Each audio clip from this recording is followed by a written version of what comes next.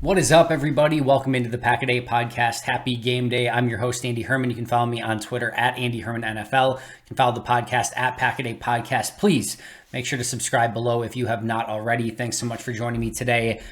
Could today finally be the day, the return of David Bakhtiari, the day we've been waiting for? I know we got a little hint of it. Detroit Lions last year, 30-some snaps. And then things didn't go exactly according to plan. But if all indications are true, it sounds like he's still going to be a game time decision, at least as of this recording. But if you're reading the tea leaves, if you're watching the offensive linemen wear their David Bakhtiari shirts, if you're listening to the reports and the rumors and the whispers and everything else, it does seem like David Bakhtiari is going to make his season debut, his well-awaited return to the Green Bay Packers on this day against the Tampa Bay Buccaneers. And that, let's just pause for a second and just be so insanely thankful for that he is back and ready to go. Assuming that is in fact the case, we'll still take it as once he's out there and good to go, we'll celebrate at that time. But man, if it is true, if he is back, if he's ready to go, awesome for him. I mean, just an absolute brutal grind for him to get to this spot. Unbelievably difficult physically, mentally, etc. And to get to this point where he's now able to, come back and play, just huge. So, huge for him, first and foremost.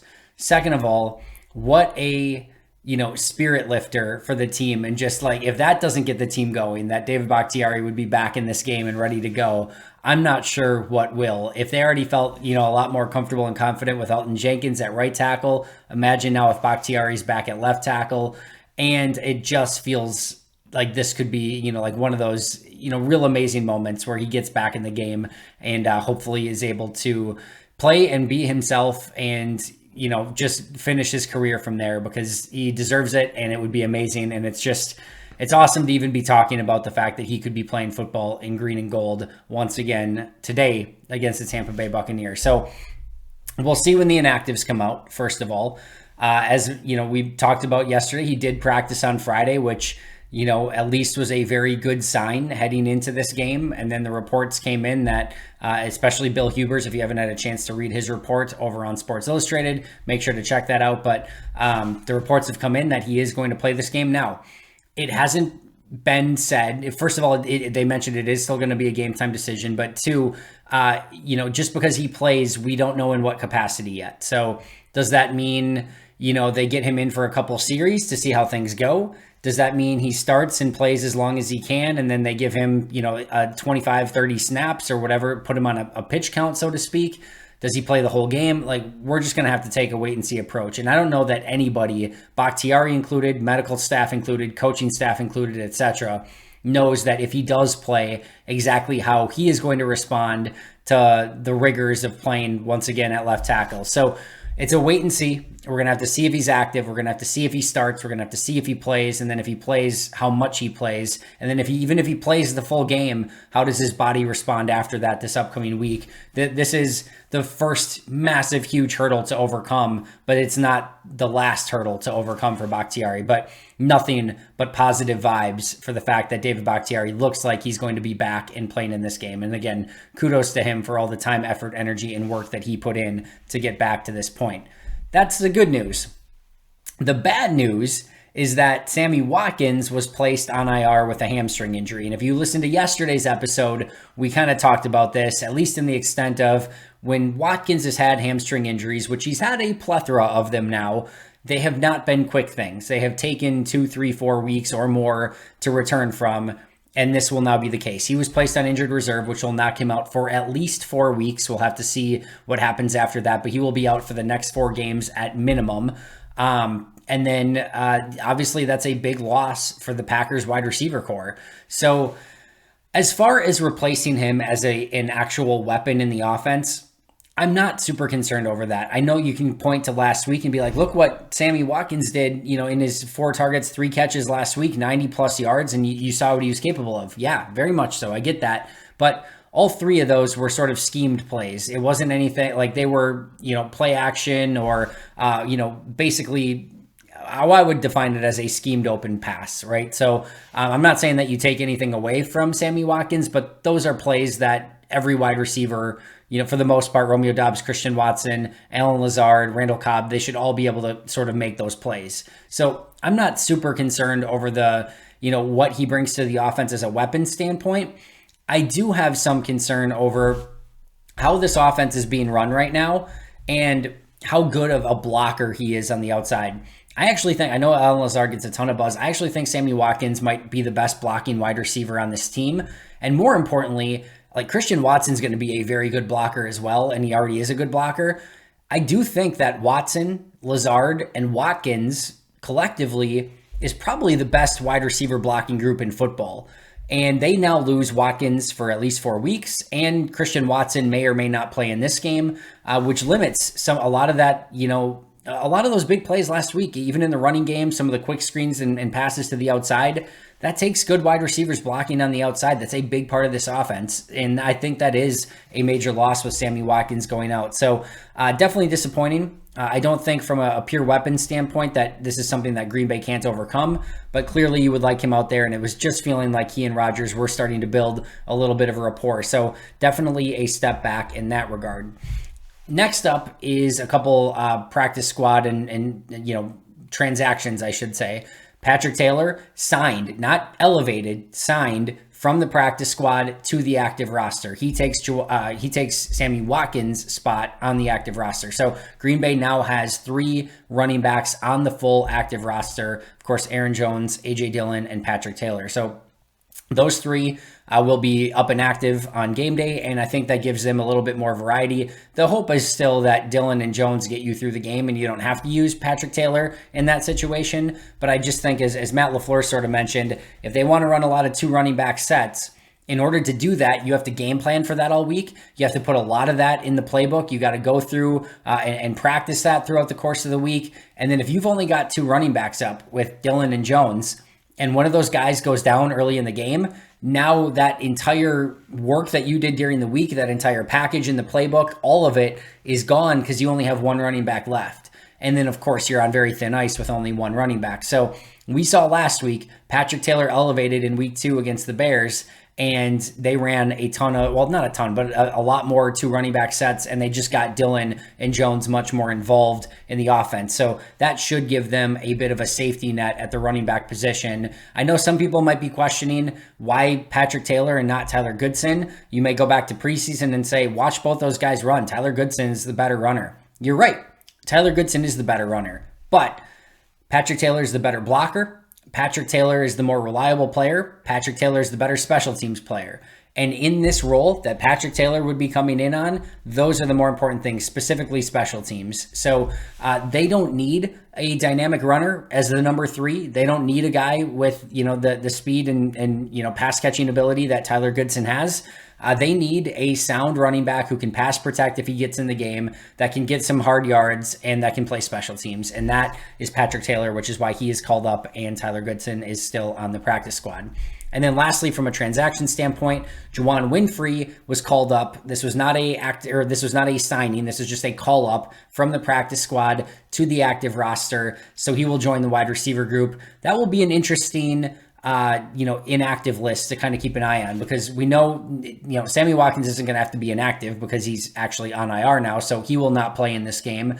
You had Randall Cobb with the illness. You had Christian Watson, who was questionable. So both of those players are questionable. And then Samori Toure has not been active for a game yet. So does Toure get his first activation? I would say that Toure's activation is probably dependent upon Cobb and Watson. If Cobb and Watson are both down, then I think Toure gets the call as well. I think if either of those guys are up, we're probably looking at Toure still being inactive, but it's quite possible Toure could get his first game day activation, although I would still lean towards him likely being inactive, especially if Cobb, Watson, or both are able to go.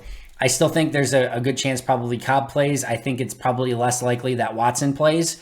I think calling up a receiver could lean itself to that, although with Watkins down, it's tough to tell too much. But again, those are going to be interesting inactives to keep an eye on. Speaking of which, inactives overall to keep an eye on, 90 minutes prior to kickoff, Christian Watson, Randall Cobb, Mercedes Lewis, and of course David Bakhtiari for the Packers, and then Julio Jones and Donovan Smith for the Bucs. Those are the 6 names that when inactives come out 90 minutes before kick, those are the names you're going to want to be keeping an eye on. And which ones, even Russell Gage, I'll actually add him too for Tampa since he didn't practice on Friday. I think those are the 6 that really could, I don't want to say necessarily make or break this game, but will definitely make the game quite a bit different dependent upon whether they are active or inactive in this game.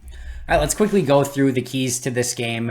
And I'm going to obviously look at this from a Packers standpoint.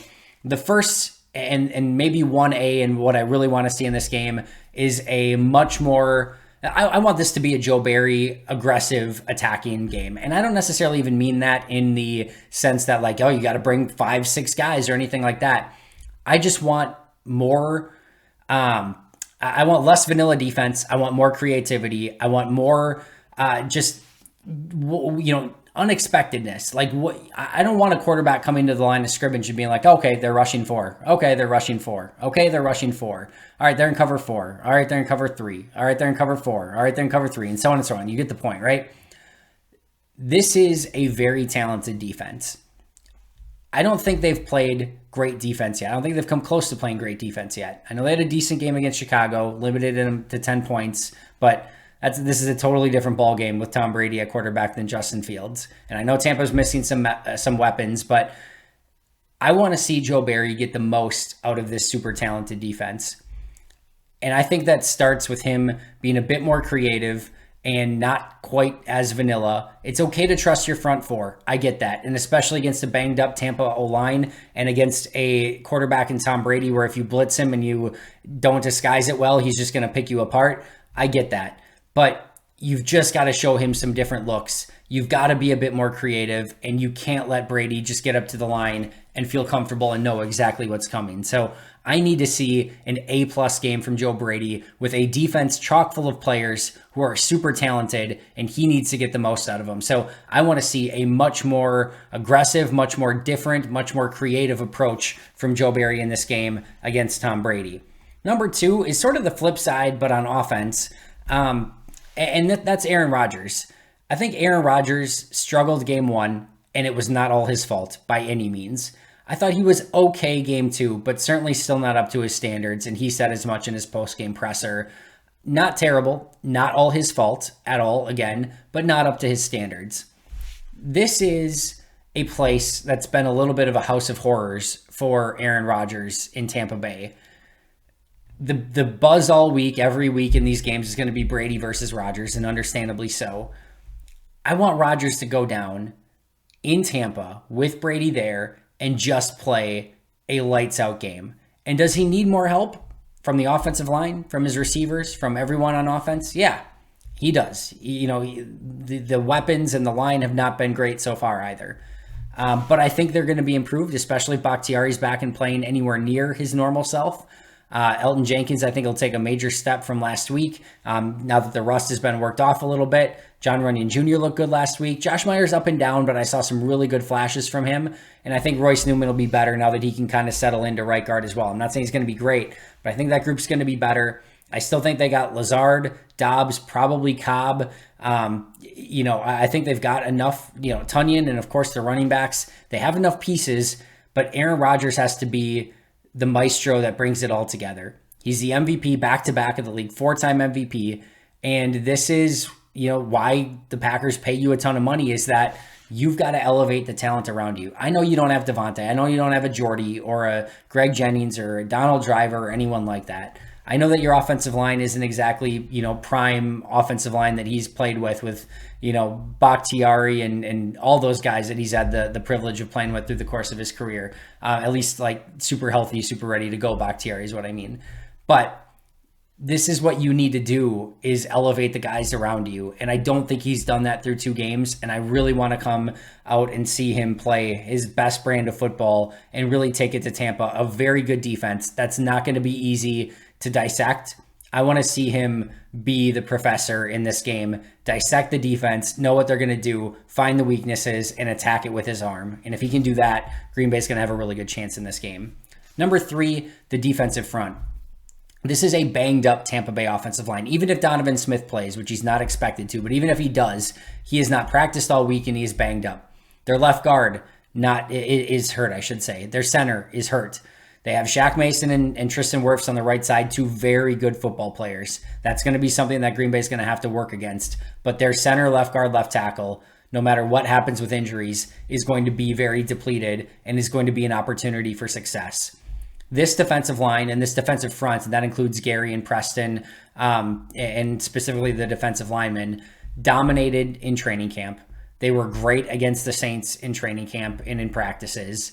They need to be dominant in this game because, as we talked about, you can't just go a bunch of pressure stuff against Tom Brady. He will nuke you and pick you apart. You've got to play up close to these wide receivers. They don't have a guy that's necessarily going to beat you easily down the field. You've got to play close, trust your corners, take away the easy stuff from Brady, make them hold it longer than 2 seconds, and let Kenny Clark, Dean Lowry, Jerron Reed, TJ Slayton, Rashawn Gary, Preston Smith, etc. do the heavy lifting and get pressure on Tom Brady. Those guys have to play an A-plus game. If you're seeing Brady drop back to pass 2.5 seconds and those guys aren't getting any pressure, it's going to be a long day at the office. So that defensive front has to play much better than they did against either Minnesota or against Chicago. Tackling, major issue against David Montgomery a week ago. I think this is going to be a drag down, beat him out, just beat him up game. I don't think this is going to be a aesthetically pleasing game. This is not going to be what I expect Bills Dolphins to be, which could be 52-51. This is going to be a low scoring physical defensive affair is my estimation. And you can't allow extra yards off of missed tackles. Everyone's got to rally to the football. Leonard Fournette is not an easy back to get down. And you got to make sure that you're making contact, you're bringing him to the ground, and if not, somebody's right there to take him to the ground right after. Cannot have poor tackling, cannot give extra yards. That could legitimately, in and of itself, lose you this football game. Number 5 is Romeo Dobbs. And this is the time where I want to see Romeo Dobbs start taking a step. If Green Bay wants to ultimately be successful and reach their end goal this season, they're going to have playmakers to step up. And specifically, and more likely, Romeo Dobbs and Christian Watson. Those are going to be the guys that have to, by the end of the year, I'm not saying it has to necessarily be now, but by the end of the year, need to be playing significantly better than they are right now because they need dangerous weapons in this offense if they really want to be able to open things up and win playoff football against really good defenses. That means Romeo Dobbs has to take a step at some point. I think we already know that he's capable of it. I don't think there's any question about that. It is a very difficult thing for that switch just to go on and have that confidence and all of a sudden start playing like a big-time wide receiver. But like I said, I think we know that Romeo is capable of a higher level of play than he showed in the first 2 weeks. This very well could be a massive opportunity to show that. Because while Allen Lazard is out there, and while I expect to see Randall Cobb, we'll have to wait and see. I think it's going to be those two and Romeo Dobbs really doing the heavy lifting in this offense. I think we'll see some Winfrey. We'll have to see if Watson plays or not. If Watson plays, then clearly he's going to get a lot of time as well. But I think this has the opportunity to be a Romeo Dobbs game. I want to see him make the most of it, and I want to see him start to take that step in this offense.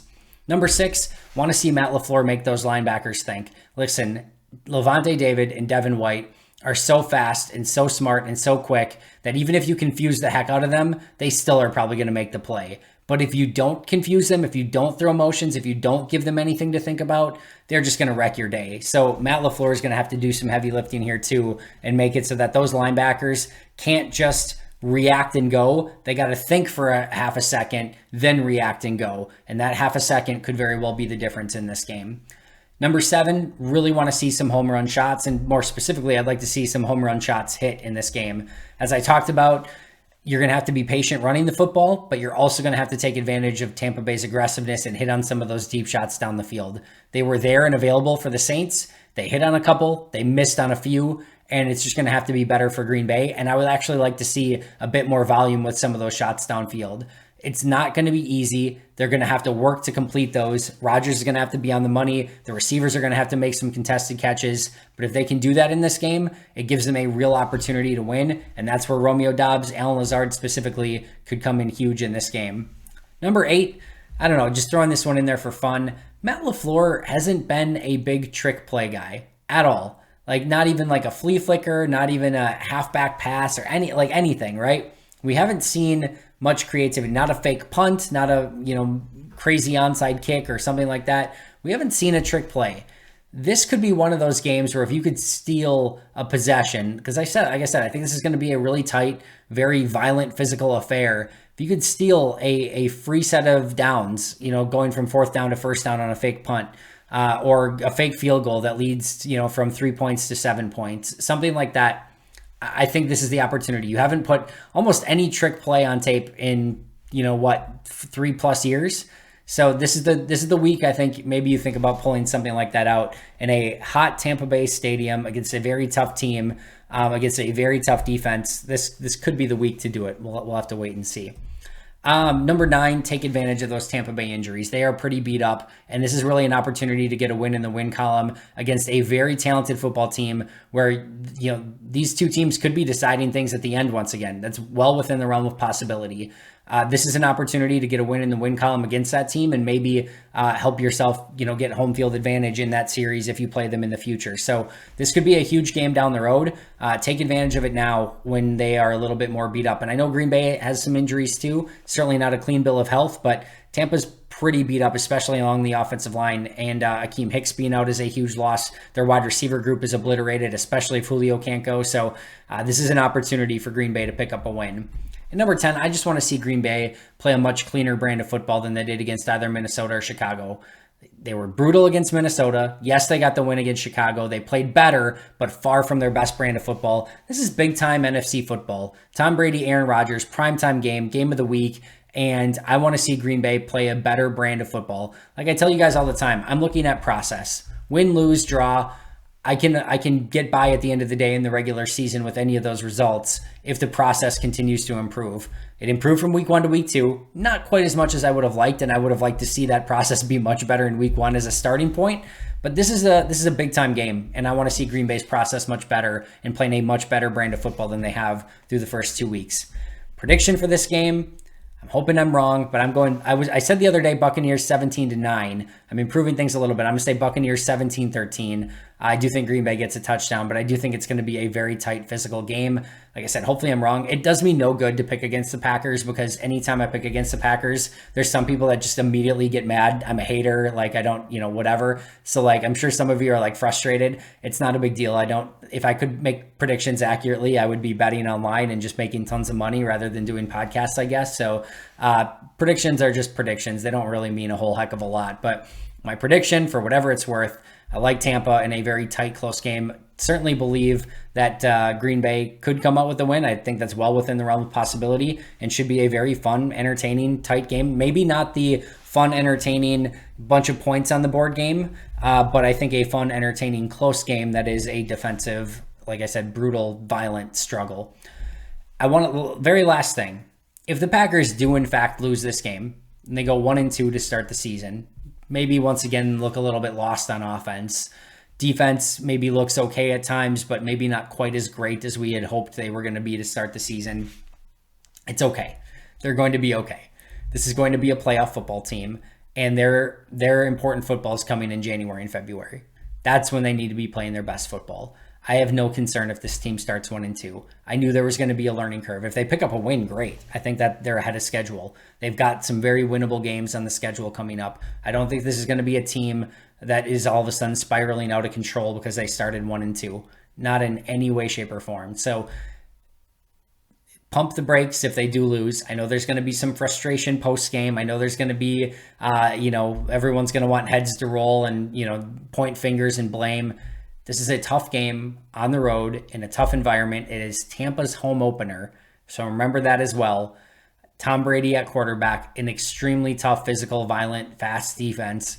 And Green Bay's not quite there yet offensively. They're still feeling some things out. Defensively, they're still learning to play as a team. That's going to be okay. That stuff's all going to get better as the year goes along. I want them playing best in December, January, February. I don't necessarily need them playing their best in September. They're going to lose 4 or 5 games this year, probably. Maybe 6, maybe 3.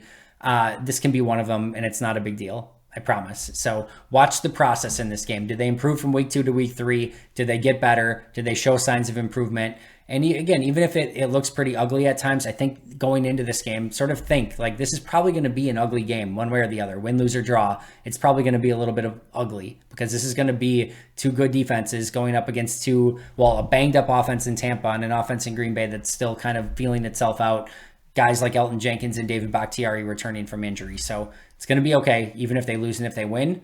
That's a really good start to the season, in my opinion, with 2-1, picking up a win against Tampa Bay, and now have some winnable games on the schedule coming up.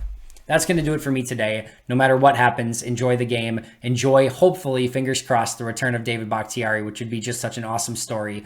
I will be right back here tomorrow with Alex Strofe to break everything down, so make sure to check that out. But until next time, and as always, go Pack Go.